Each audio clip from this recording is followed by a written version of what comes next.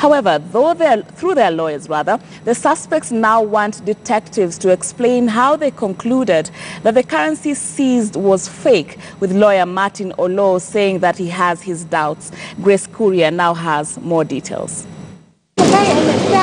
On Tuesday, they hid their faces in shame. They did not want the multitude that had gathered outside Barclays Bank Queensway branch to catch a glimpse of them. However, a few hours later, not only their names, but their faces too were out in the public glare, courtesy of the DCI social media pages.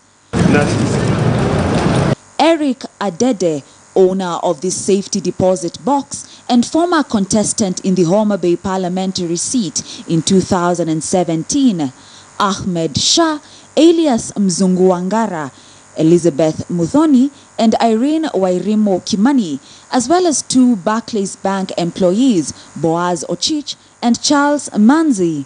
The six were supposed to be arraigned at the Milimani Law Courts Wednesday morning, but that did not happen as detectives asked for more time for investigations.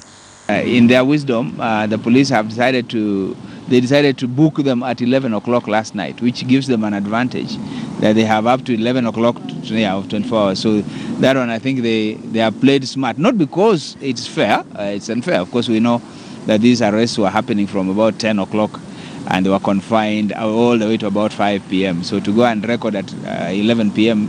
is deliberate. However, questions abound as to if truly the currency seized is indeed fake. At the moment, we don't believe that the money is fake, so we want to see how they tested and found the money fake. So we are very keen to know how that decision was arrived at, and we'll be looking out for that allegation as well as the exhibits and the evidence related to that. The six will be arraigned Thursday and are expected to take plea to the charge against them, which is being in possession of suspected fake currency, even as questions abound security of safety deposit boxes. Grace